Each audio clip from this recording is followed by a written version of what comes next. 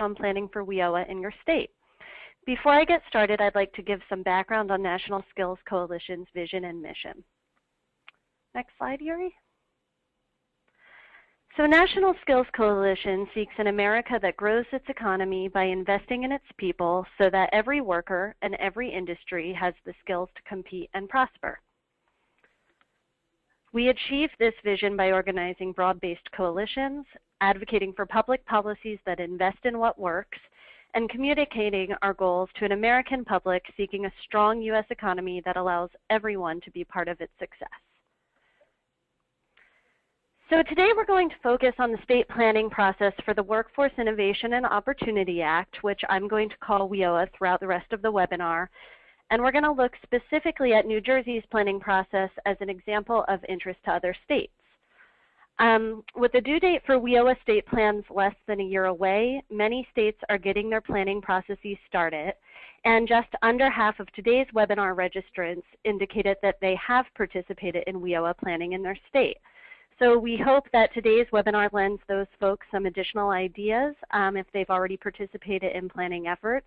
And for those of you who have not yet participated in planning, we hope today's webinar lends ideas about engagement, whether you're helping your state develop the planning process or whether you're looking to provide input. So I'm going to give an overview of today's webinar, and then we'll get started with the content. I'm going to start the webinar by providing some information on the opportunity provided by WIOA state planning.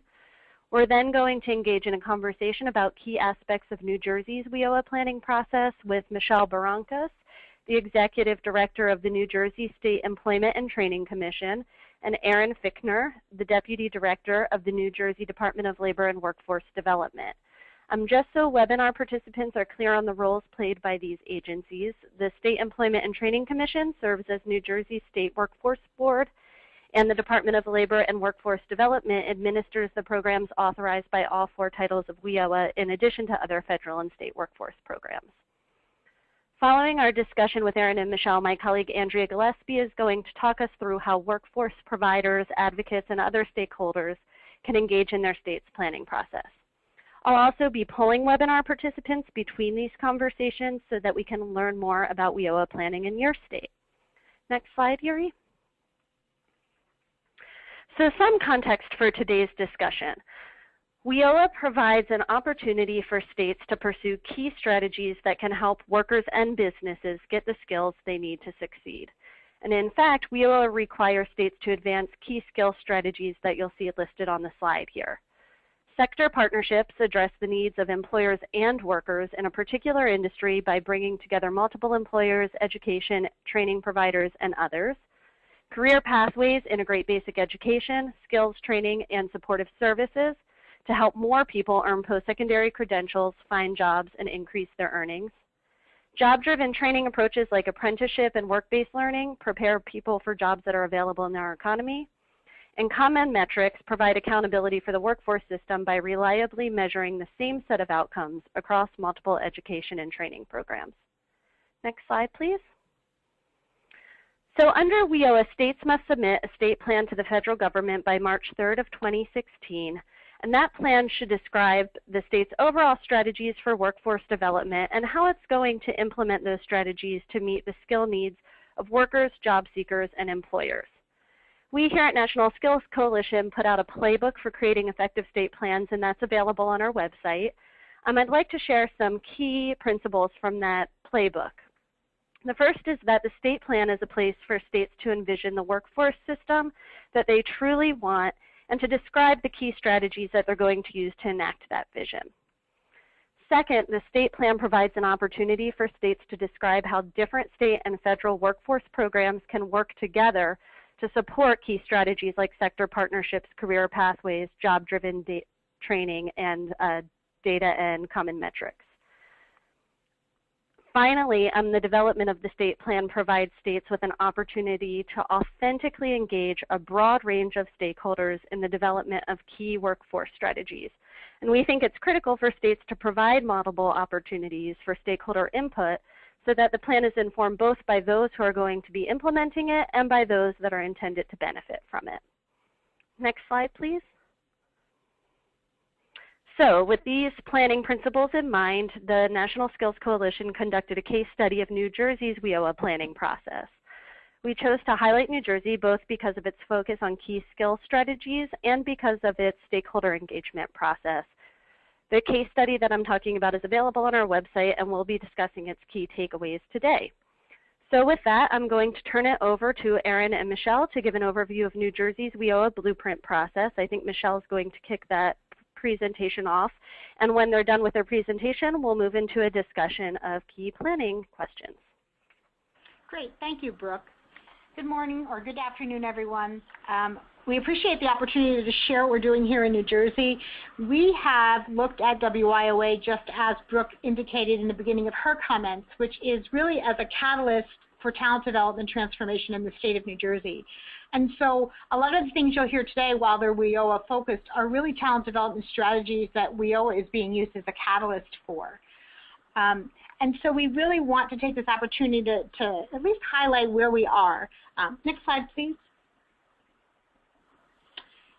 So this slide really just talks about the two phases we really broke WIOA into. One was the talent development blueprint for WIOA, which really is our plan to plan. So really what that looks at is all the players that we have at the table, and it really looks at how we're going to do our work for phase two, which is the granular of how we're going to execute our work after we realize how the strategies go together as WIOA as the impetus. I want to preface all of this by saying that we have really strong cross-agency relationships in New Jersey. So higher ed, Department of Education, the Department of Labor, as well as business are all at the table with these conversations. And so it's given us a really strong foundation to build on. Next slide, please. So really the three elements we thought were really critical in engaging stakeholders in this first blueprint, in this plan-to-plan process, were three elements that we felt created that foundation I just referred to. One was we wanted to build on existing state initiatives. And in New Jersey here, we have been very fortunate that we have been recipients of both the National Governors Association Policy Academy for Workforce Alignment with the Economy, the Department of Education's Career Pathways Coaching and Strategy Grant, as well as a grant from USDOL on the Data Quality of Initiative, as well as the longitudinal data study from the higher education. So we really are looking at using those three core awards that we've been working on over the last 2 years as the impetus for our planning. The other element we knew that needed to be fully integrated into our process was leadership support. From the state board, which is most of our leadership in terms of state government and business, the governor's office, because they were involved in the Policy Academy, we are able to really access them and really develop the WIOA plan here as we move forward with the broadened role of the board and the governor's office. And the third is the local elected officials and board chairs. That's become really critical in this as the strengthened role of the local boards and the local oversight is dependent upon the engagement of those local elected officials and board chairs.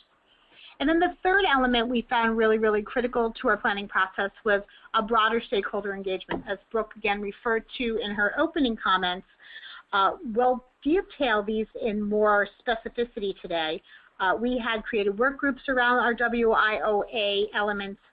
We've looked at webinars and websites throughout the state that we've conducted, and we held a statewide conference that really helped us to broaden the stakeholder engagement in a very meaningful way from a national to a local level.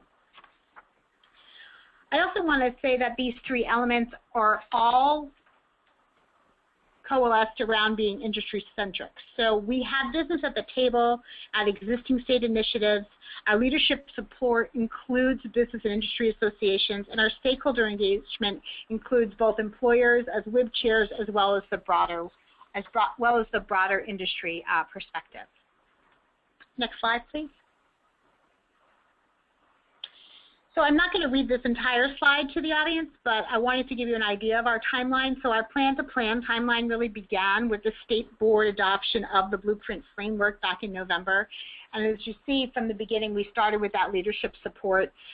We created some working groups around that, and we also did a leadership briefing with the governor's office and with our local areas. So again, that leadership support and engagement started from the beginning, and then we were able to work through the planning process in creating the elements that are going before the state board for adoption in June.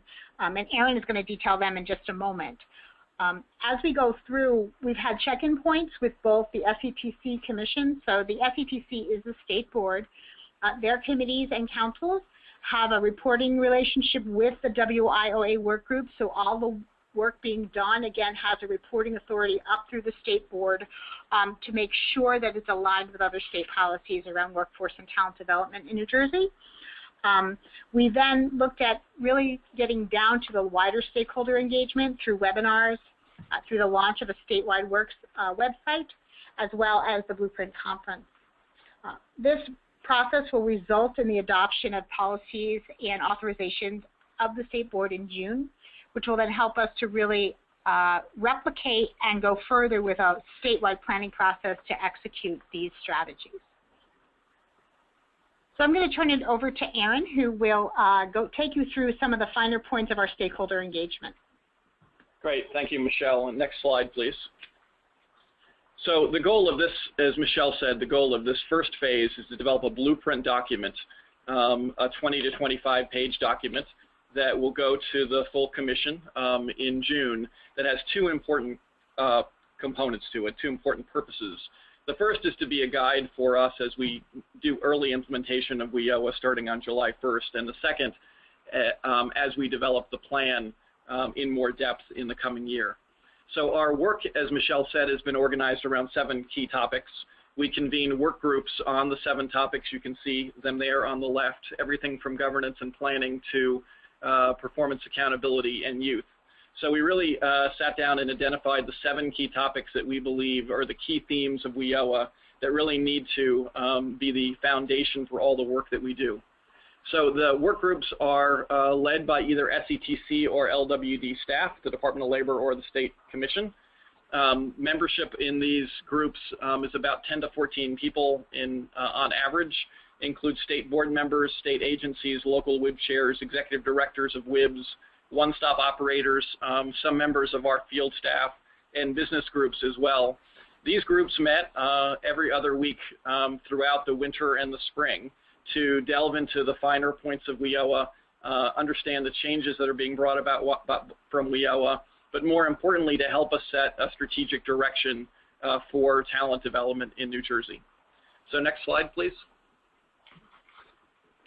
In addition to the work groups, we launched a WIOA planning website. You can see the URL there. That is where we post information on WIOA, and we gather information on a regular basis through some feedback capability from our local stakeholders. So it's another opportunity for stakeholders to provide input to us in a written form. We also had WIOA webinars on each of the 7 topics that I went over earlier in the work groups. That gave our work group leaders an opportunity to provide an overview of the work that they were doing, the key changes in WIOA that related to their area of focus, and also to begin to get some preliminary input from our stakeholders as we went into the blueprint development process. Next slide. We also held a 2-day conference that really was the centerpiece of our stakeholder engagement effort. It was at a local community college in central New Jersey. We had 300 people participate in the conference, and it was really an opportunity for us to both hear from national experts, including representatives of the National Skills Coalition and other national organizations about the future direction of WIOA, to highlight state promising practices that we felt needed to be highlighted and discussed, but also, more importantly, and we spent most of our time focused on WIOA feedback. So each of the work groups had breakout sessions where we had facilitated discussions on the impact of WIOA on the workforce system, and in the broader sense, how are we going to work together to create a innovative and effective talent development system. So next and final slide. So on June 16th, we are expecting to take the blueprint to the State Employment and Training Commission for review and adoption. that blueprint will have a couple of key components. It will have a draft vision, a draft mission for talent development efforts, and it will focus on 6 strategic intents that we believe should be the foundation of our workforce development efforts going forward. A couple of the highlights that are coming out of our discussions, we are developing a New Jersey-specific definition of career pathways that will guide our investments and our planning process going forward. We are developing a definition of high-quality industry-led partnerships that will be the focus of much of our sector strategies going forward. We are developing a technical assistance and capacity building strategy because we believe that we need to do some change work to be able to make sure that all of our workforce development programs and partners are aligned with the new direction for talent development in New Jersey, and some strong recommendations around metrics and dashboards to help us make sure that we are managing with data and ensuring that we're developing a robust approach for ensuring that our investments are in line with our priorities. So as you can see, it's been a busy 7 months in New Jersey, but we believe that this process has been incredibly helpful for us, and believe that the blueprint will be a strong foundation to allow our state to really seize the opportunity of WIOA, to use WIOA as an opportunity to build a strong, innovative workforce system built around career pathways and high-quality industry partnerships.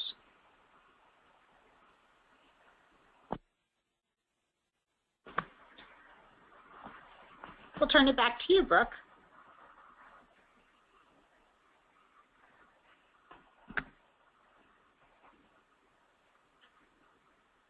So, Brooke?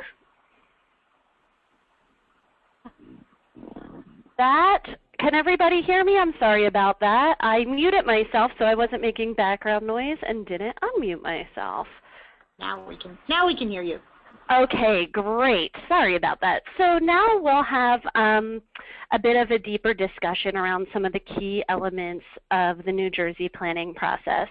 As I discussed in the beginning, the Department of Labor and Workforce Development administers core workforce programs, both federal and state workforce programs. And there are other agencies in New Jersey that also are critical partners in the state's workforce development system. Meanwhile, the SETC, the Commission, acts as the state's workforce board. Under WIOA, just so folks are aware, state workforce boards are to assist the governor in developing the state plan. So, Michelle and Aaron, I was wondering if you could describe to our webinar participants how New Jersey is tapping into the expertise of its departments and agencies while still giving the state workforce board authority over the plan's development as it works with the governor to develop the plan. So, Brooke, that's a great question. This is Aaron, obviously. The partnership between the State Employment Training Commission and Department of Labor and our other state agencies is critically important, and we've worked very, very hard with our fellow state agencies, the Office of the Secretary of Higher Education, Department of Education in particular, to build those relationships. We have incredible expertise in our departments, but we also understand that there's incredible value that we get from the commission members, and the commission staff to help us set that direction. So it's been an ongoing process. We have an incredible amount of expertise in our department, from our labor market analysts to our performance experts to our subject matter experts. And through the work groups, we have been able to set that right balance, with the SETC clearly being the planning body, helping to set that strategic policy focus, but also understanding that there's a lot of expertise within our own department. And if I could just add, Brooke, this is Michelle, that I think the format of the planning process that's described under WIOA actually helps to strengthen that relationship, because as we now look at both the strategic and the operational elements that are defined under WIOA, it really becomes very clear that the board's role around strategy and state policy should be directly linked to an operational state policy, a program investment, and a program outcome. And so that context actually helps us to strengthen the role, because it clarifies the board's role in terms of setting the infrastructure, and then the state agencies who have robust firsthand experience in terms of investing in program development in really being able to ensure that those policies are informed with the intelligence that makes most sense for their execution. Great, thank you so much. In addition to getting input from agency staff with expertise like you just discussed, New Jersey has so far engaged a variety of other stakeholders. Can you talk a little bit about what other stakeholders have been engaged, why engagement was a priority for the state, and how you're going to move forward with stakeholder engagement as the state moves from the blueprint to actually developing the state plan? Sure, this is Michelle again. One of the, I think, the advantages we have in New Jersey from a geographic standpoint is that it's relatively easy for us to bring people together physically. And so while we do it virtually as well, we have committed during this process to bring people together as physically as possible, as much physically as possible. So the local area chairs, the local area WIB directors, the local area elected officials, we are going to them. And so we have broadened our stakeholder engagement with the local areas to capacity build under WIOA, I think in a more robust way than we have historically. We have engaged associations like there's a New Jersey Association of Counties, which has very strong relationships with all of our county administrators who are mostly LEOs under WIOA. So using those intermediary groups with the existing relationships to really build on the capacity of what individuals like our local areas. We also are using a lot more business and industry groups. So chambers of commerce, we have a New Jersey Business and Industry Association. They are reaching out to their industry partners. So we're able to really generate more industry engagement in a more, I think, specific and streamlined way than having to pull different employers together. We're able to go through the existing business groups and really access their relationships with their industries. In New Jersey, we've identified 7 key industries, so we are able to go through business groups to engage all of them in a more streamlined way as well. And this is Aaron. We believe very strongly that in order to meet our goals here at the Labor Department, to make sure that everyone in New Jersey has the skills, abilities, and connections to get a job and a career, and that we're doing our part to build a skilled workforce, that we have to take a very broad definition of what workforce development is.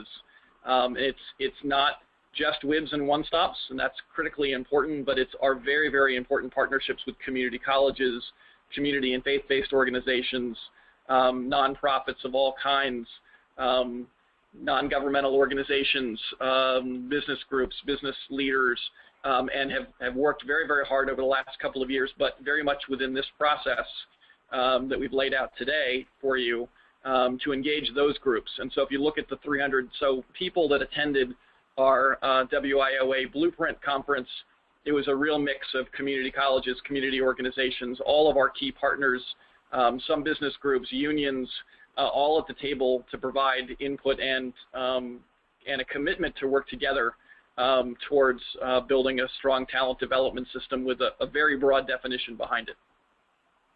Fantastic. That's really helpful to hear more about stakeholder engagement.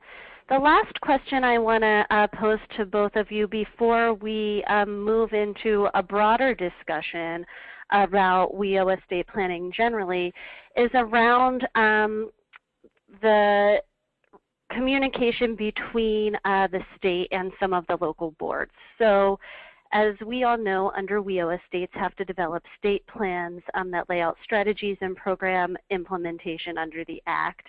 Yet local boards and agencies are responsible for key aspects of WIOA planning and implementation, including the development of local plans. So we wanted to ask how New Jersey is striking a balance between setting a statewide vision and strategy that's going to serve as a framework for local boards and the need to solicit input from local boards that are going to play an important role in implementation. And you talked a bit about this in terms of the work groups and the conference and engaging local WIBs and agencies in both of those activities. Can you elaborate on that a bit more?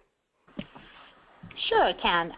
So we have 17 workforce investment boards in New Jersey, and I would say more than 60% of them have been involved in the work group, in the work of the work groups through WIOA. So we have had some really strong I'm going to think, buy-in and engagement from the local areas in just the plan to plan.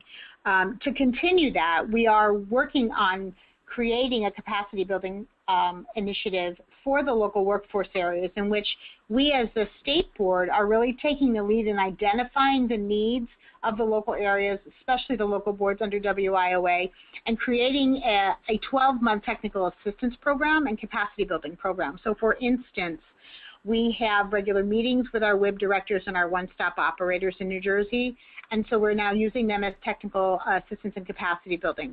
This month we are meeting with the leadership from the trades and labor unions to talk about apprenticeship, pre-apprenticeship, training director involvement on the boards, and how to really engage that. So we are looking at the elements under WIOA and bringing them to the local areas. The other strategy we have from a leadership engagement is our board chair holds regular regional meetings with our WIB chairs. So the WIB directors can come, but this is specifically for the private sector WIB chairs. And so these meetings are now being used as regional kind of business planning forums around the needs of the workforce areas and the locals.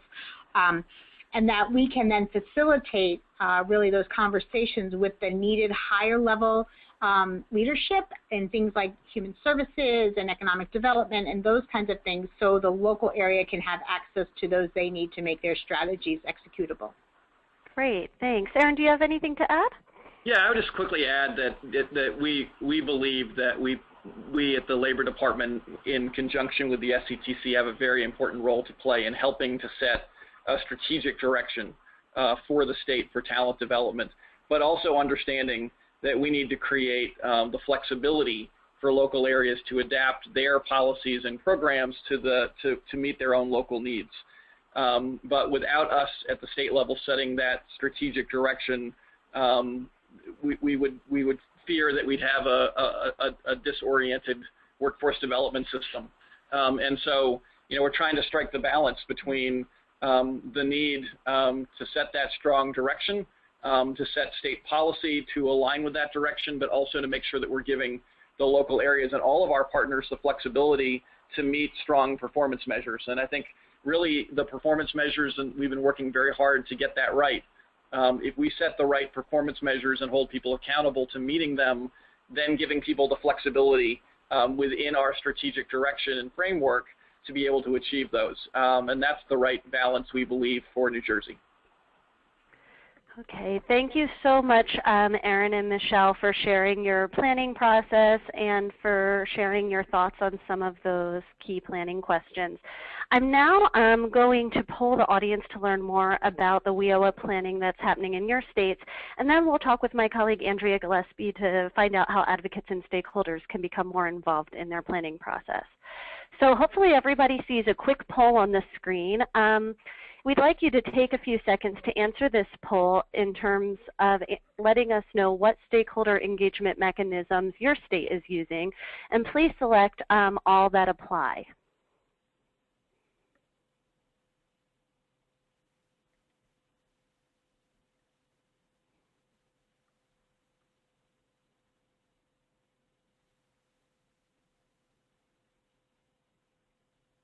Okay. Yuri, can you close the poll? Okay, so we're sharing the polling results now. As you can see, it seems like work groups seem to be trending in states. 77% of respondents said that their states are using work groups. And then it appears that public meetings and conferences are being used in states as well. About 40 to 43% of respondents said that that was being used, as well as webinars.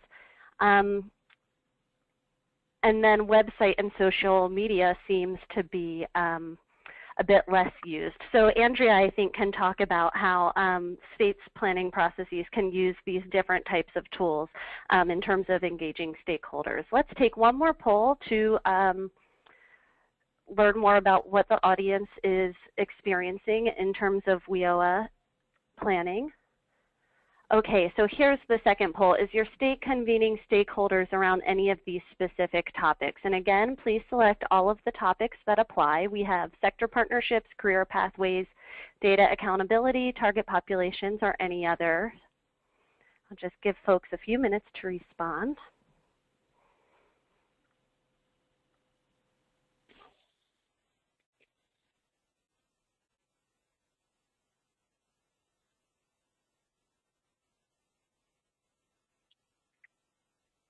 Okay, Yuri, you can go ahead and close the poll, please.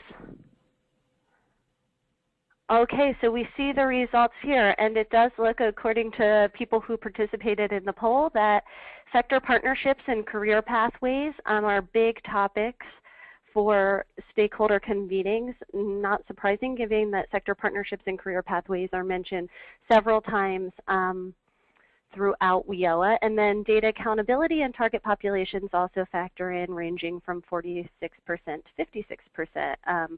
According to folks who responded. So again, I think Andrea is going to talk a little bit more about how stakeholders can use the WIOA planning process to advocate for key skill strategies. So with that information, let's get into a conversation with Andrea. So Andrea Gillespie is our senior field organizer here at the National Skills Coalition, and rather than having her give a presentation, I've asked Andrea if she can first walk us through how advocates and stakeholders can find out more about their state's planning process and whether there are certain steps they can take to get engaged and provide input, including through the use of some of the tools that you all have responded explaining that your state is using in their process. Andrea? Thanks, Brooke, and good afternoon, everyone. It's been a great conversation so far. And I think this is an important conversation to have because from an advocacy point of view, you can kind of see how WIOA really can play a role in being the vehicle to see some, real policy and programmatic change in your state as it relates to skill building and making sure that skills, that industries and workers have the skills they need going forward. There's a couple key takeaways here. I think the first one is, sometimes for some of you it may be as simple as picking up the phone and making a phone call or sending a quick email to an official in your state workforce development or labor department that you have a good relationship with. Maybe it may be someone who staffs the state workforce investment board that you know well, or even you may know someone who works at the local level that you can call. And for a lot of you on the call listening to the webinar today, it may be that easy just to make those kind of phone calls and emails. But I know there's some of you on the webinar today who it may be a little bit more difficult to find out what's happening in your state. So I just wanted to give you a couple of ideas and strategies of how you can tease out that information. The first thing that I would say is that, create opportunities for group sharing of intelligence. And what I mean by that is take a look at your key colleagues or stakeholders just in your own sphere. And create opportunities for you all to get together either on a 30-minute phone call or coffee or a quick meeting where you can just share amongst yourselves what you're hearing about what the state is doing. Has the state set up task forces or working groups? And by the looks of one of the poll questions, it looks like a fair number of states have already gone down that route, which is good to see. What activities have been carried out by those work groups or task forces? Has a planning timeline been circulated by the state? What's been publicly said either by state workforce officials or even your governor or gubernatorial people in the gubernatorial administration about the WIOA plan? So just getting people together to share that kind of information and tease that stuff out not only helps you but really helps the collective good in helping other people understand what's going on. And eventually what happens is that you start to see policy windows where you can have some influence in how the plan is shaped just by knowing how the state is approaching the planning process. And I really remember seeing this a lot during the ARA days, back in 2009, which seems ages ago. But at that time, there was a lot going on, and yet nobody knew. And so in a lot of cities and states, you kind of saw ad hoc groups of people coming together to share information. And for a lot of groups, it was just that. It was sharing information on a weekly or biweekly or even monthly basis. But for some of those groups, what that turned into was then figuring out, okay, given what we know that how the state is approaching spending recovery money, what role can we play in helping shape that plan? What value can we add to the process? And I think a similar way of going about that work can really be applied to the WIOA planning process as well.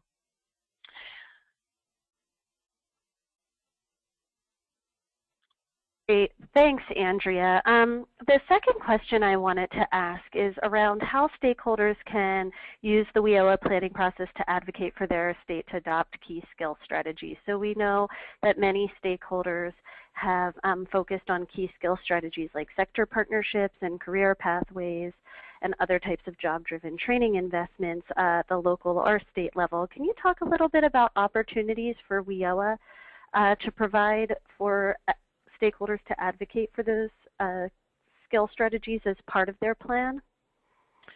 Sure. There is a lot of room to do a lot of different things. And I think for a lot of states now that the state legislative sessions are coming to a close, budgets for next year are being finalized, I think a lot more attention is going to turn to the WIOA planning process and how the state's going to go about carrying that forward. So now is a great time to start thinking about what you can lend to that process and how you can advocate for some of the things you've been working on year after year, especially as it relates to data issues, sector partnerships, and career pathways. I said this before, but I'll say it again. I was very encouraged to see that in one of the poll questions that 77% of our audience today has seen states that have already convened working groups around the WIOA plan. And that really is a key vehicle to start to advocate.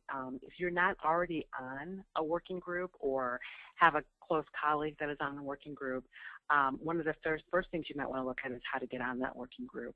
Because I think a lot of the heavy lifting as far as what goes into the plan is going to start, begin, and end in that working group. So by all means, look into how that group is coming together, and if there's an opportunity for you or a close colleague to become a member of that group. And that kind of lends itself to one of the best pieces of advice that I had a supervisor give to me early in my own advocate's career, is that the best advocates are really indispensable to state officials, meaning that they're there to offer ideas, to help do the work, to keep the process going. They're not just waiting for things to happen. They're making things happen. So if you're in a state where you're not really sure what's going on, or you don't feel things are moving quite as fast as they could be, this may be a role for you to play. And some ideas here kind of are very simple and easy to do. They take some legwork, but it can definitely happen. One is you can host a meeting for the state officials that have been tasked with helping you develop the work plan. And at that meeting, it could just be as simple as a give and take about, the state officials sharing how they're approaching their state plan, and you and your colleagues offering ideas about what can go into that plan. You may even want to convene, if your state is not doing, if you don't know if your state is doing listening sessions or things of that nature, to get a sense of what stakeholder groups want to see in the plan. That's something that you may want to think about doing. If you are listening today and you're a member of your business community, or a member of your community-based organization community, why not grab a few of you, your colleagues together from that community, and talk about what you'd like to see in that plan, and then take some steps to get that captured on paper, and give that to the right people in your state labor department that are handling the plan. I've really seen this in action in a few states so far. One state that comes to mind is Colorado. For a number of years, we've been working with the Colorado Skills to Compete Coalition, and WIOA, influencing and helping to shape their state's WIOA plan is really at the top of the priorities that they've set for themselves for this year.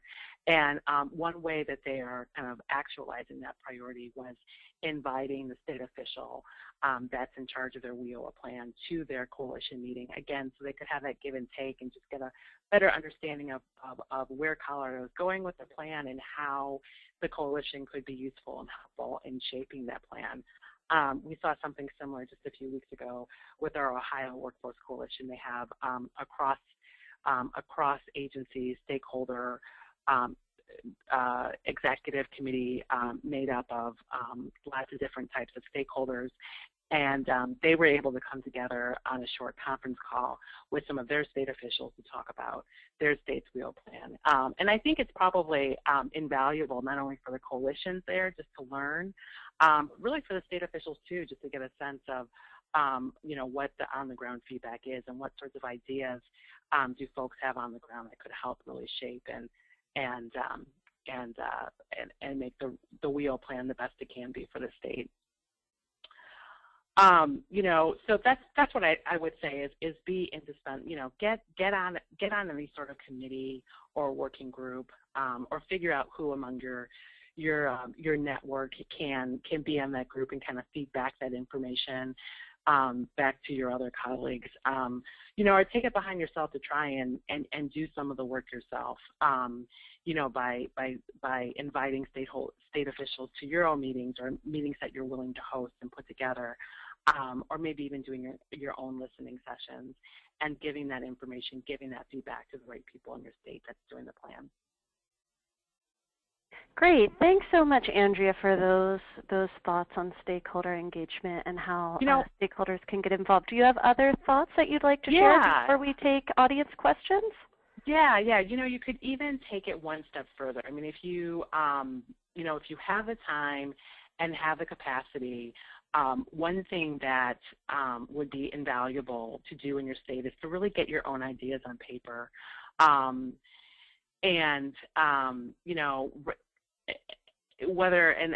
the way you can go about doing this is bringing other close colleagues and key stakeholders in your community or in your state together to kind of do some consensus building around what would you all like to see in your state's plan that touches on business and industry, community and technical colleges, community-based organizations, labor unions. Where there's shared interest there among these stakeholder groups about what should be in that plan. So if you have that time to do that consensus building and conversation facilitating among those groups, I think that can be invaluable for state officials as well.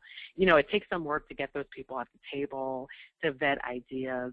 But I don't think you have to have an intensive 10 or 20-page paper on what you feel should be in the WIOA plan. I mean, it can be a simple document, but I think the important thing there is that you've done the work of bringing a lot of different stakeholders together and getting a sense of where the shared points of interest are and how that can be applied to the work plan.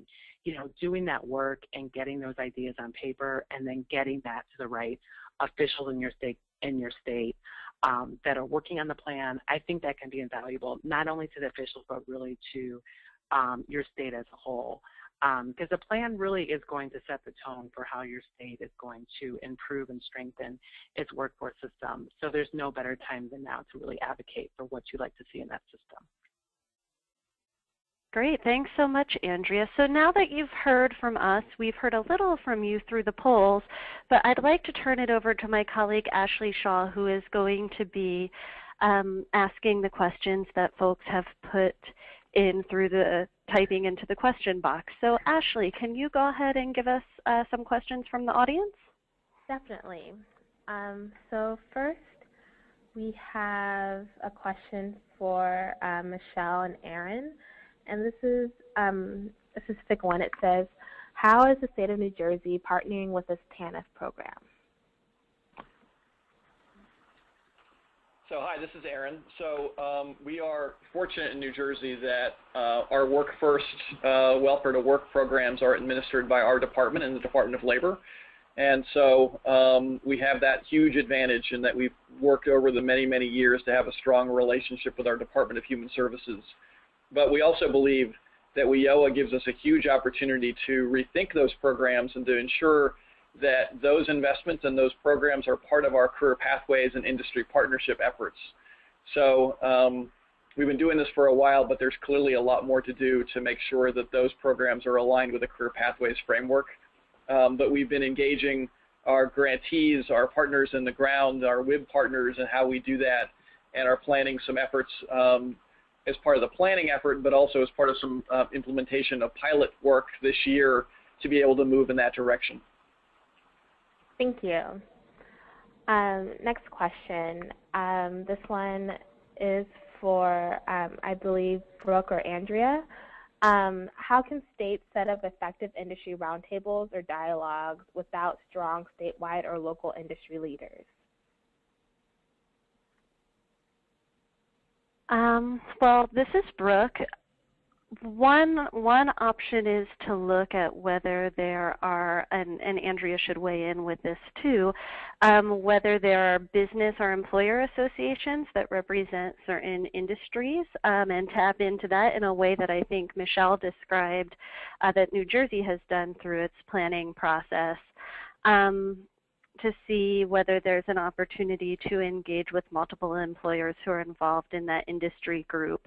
And New Jersey may want to talk about the talent network system that it's set up there as well as a way to engage multiple employers and other stakeholders in particular industries. So Andrea, if you have something to add, please go ahead, and then Erin or Michelle, I'll turn it over to you just to describe what New Jersey has done with its talent networks, if that's okay.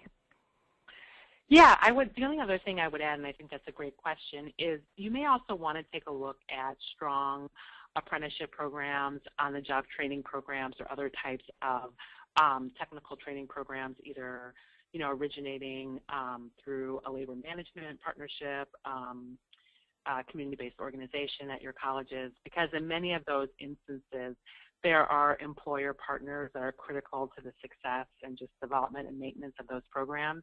And those employers are also really have a bird's eye view in terms of what's working and not working with talent and workforce development, because they're involved in those workforce programs.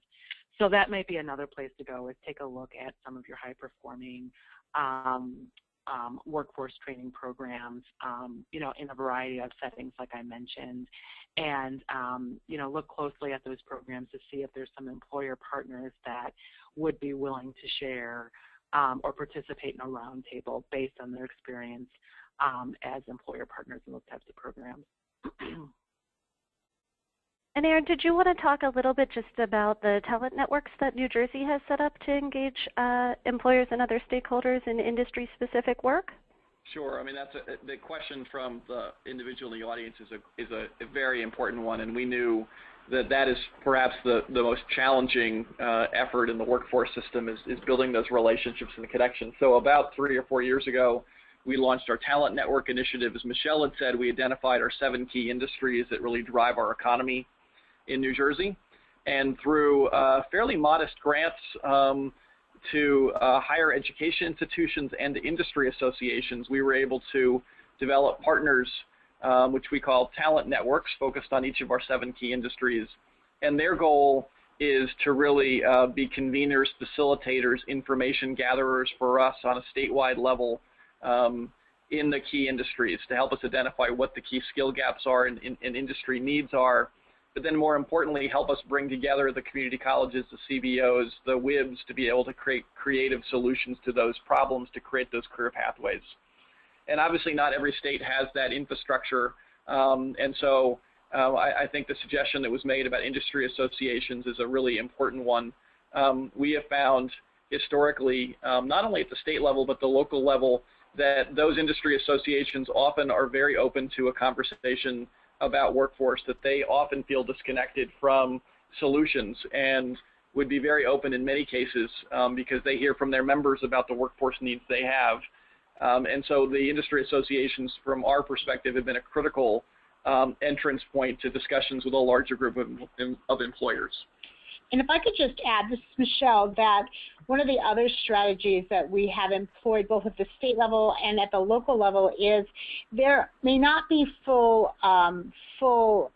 slate of industry representatives available, but we have identified key industry executives that are either WIB chairs or our state board chair or members that are willing to actually host on our behalf that conversation.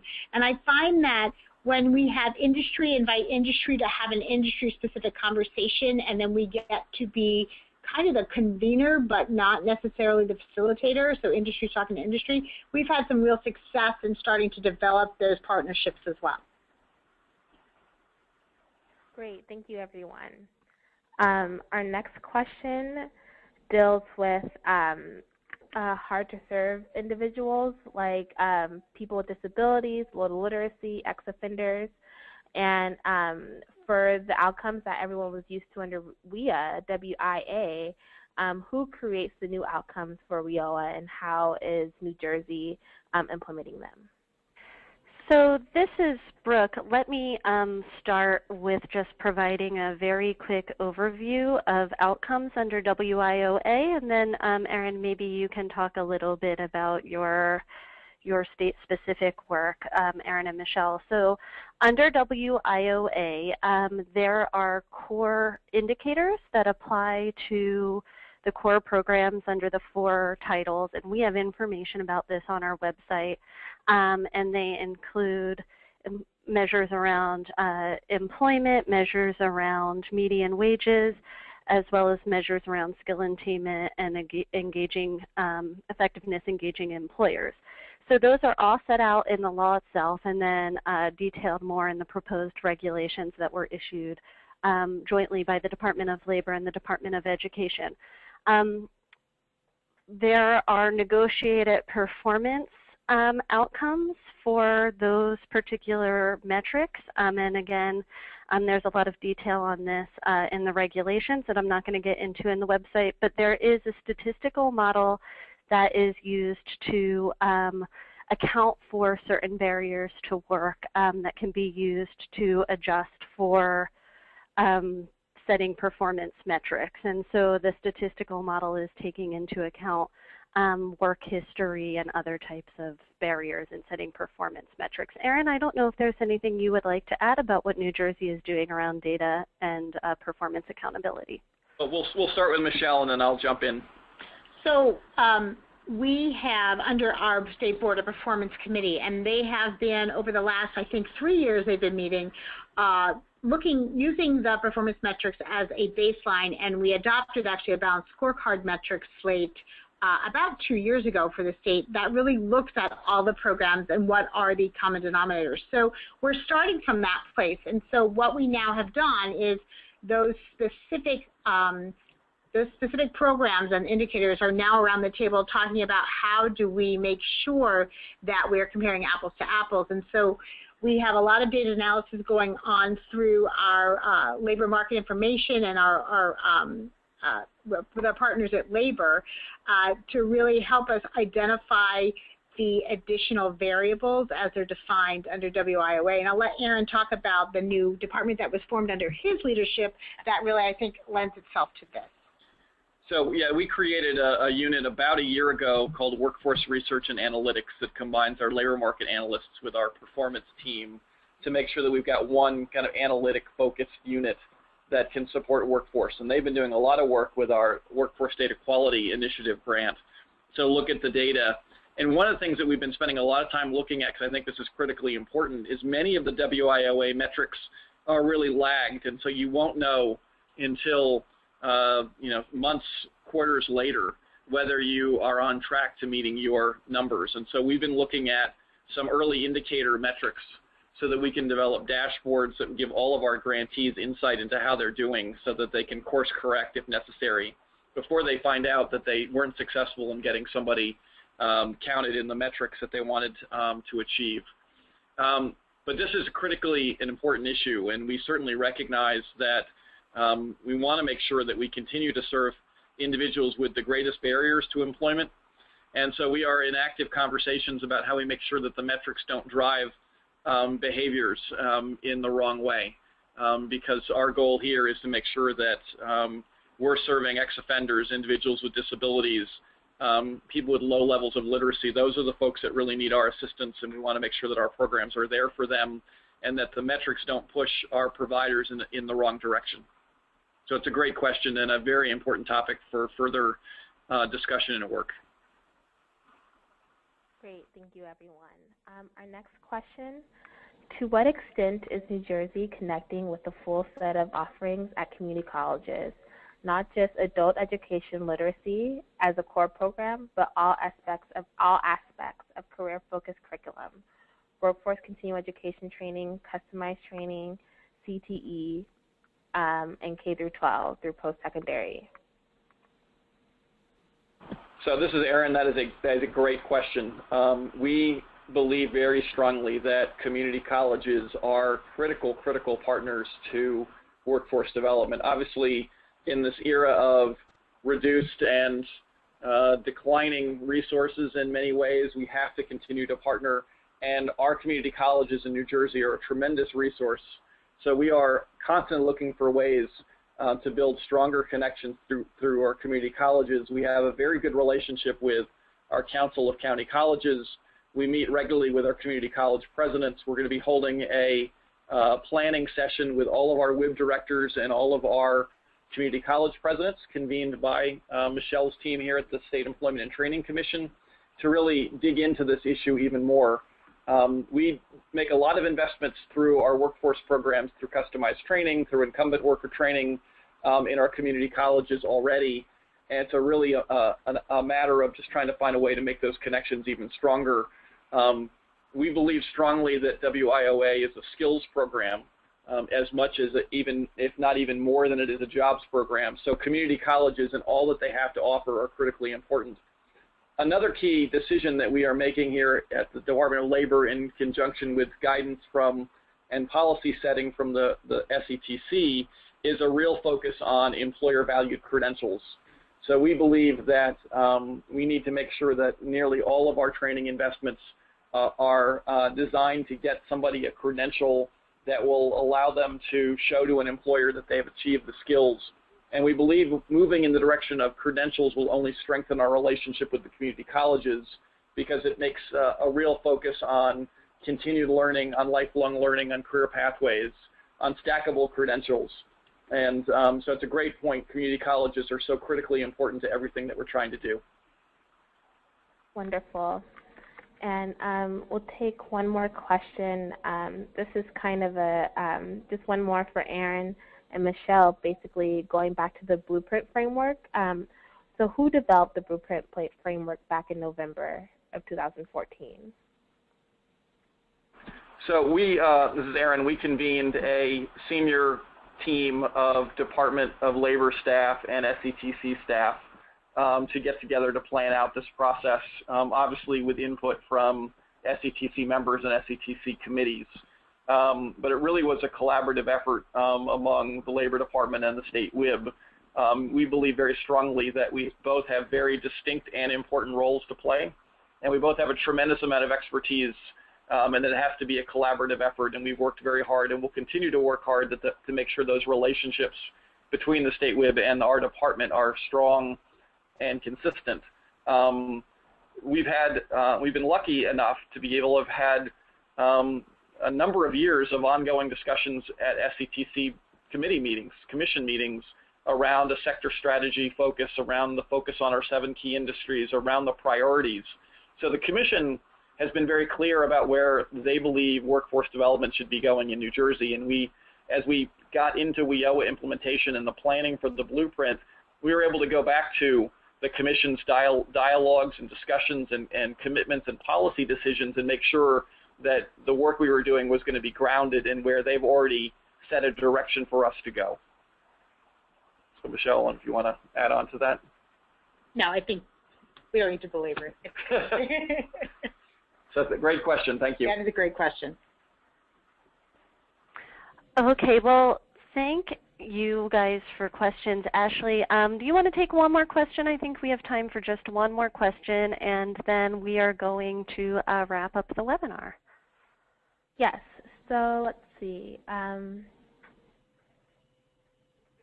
for the New Jersey team, how are you all including career technical education in your state planning?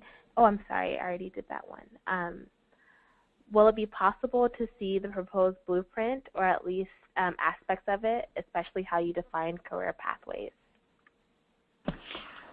So as soon as the blueprint is adopted by the Commission, which I anticipate will happen in June, that will be made available. The full report itself probably won't be published till late summer, but those pieces that have been adopted specifically around the career pathways definition will be available through our website.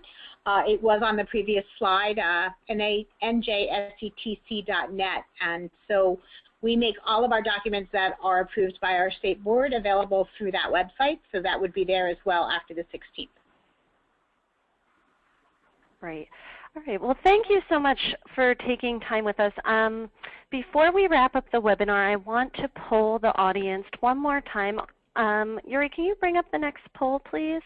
And this poll is really an opportunity just to see whether there are folks on the call who would like assistance from National Skills Coalition in developing their state plan or in thinking through how to engage in the state planning process. We're not going to share these answers publicly, so you won't see a little bar graph pop up after you answer this. This is really just a way for us to connect with those who are interested in learning more about ways that National Skills Coalition can help provide assistance around your state planning, whether you are a stakeholder, advocate, or a state policymaker or administrator. So if folks on the webinar wouldn't mind taking just a few minutes to answer this question, we'd really appreciate it. And Brooke, if I could make one more point. Sure. From an advocacy point of view, and it was mentioned at the top of the call, but just to again plug it, we've got a great tool that we put out really based on what you've heard in terms of New Jersey's planning process.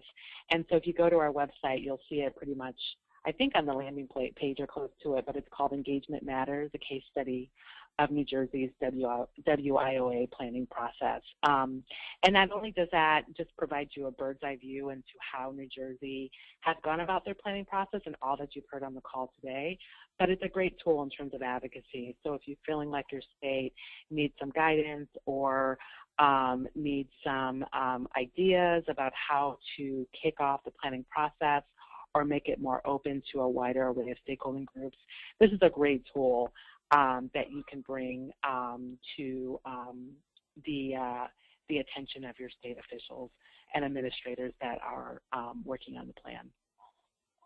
Thanks, Andrea. That's right. And likewise, as I said at the top of the webinar, I mentioned it. We have a state playbook for creating effective state plans, and that outlines critical key strategies that can be included in state plans, and that could be useful for a variety of stakeholders as they think about engaging in their state planning process or developing their state planning process. So now that folks have had a chance to answer that last poll, we're going to wrap up the webinar. Right here you can see there's a link to our website, and you're able to sign up for our member email list. We will be posting the webinar and the slides on our website within the next few days, so please feel free to check back if that's something you'd like to look at. And I'd like to just thank Erin, Michelle, and Andrea and Ashley for joining us and for answering all of the questions from myself and from the audience. Our contact information is all listed on this last slide here, and we'd in particular like to thank the state of New Jersey for allowing us to feature them in the case study and for joining us on our webinar today. So with that, thank you everyone, and I appreciate everybody participating in the webinar. Thank you. Bye-bye.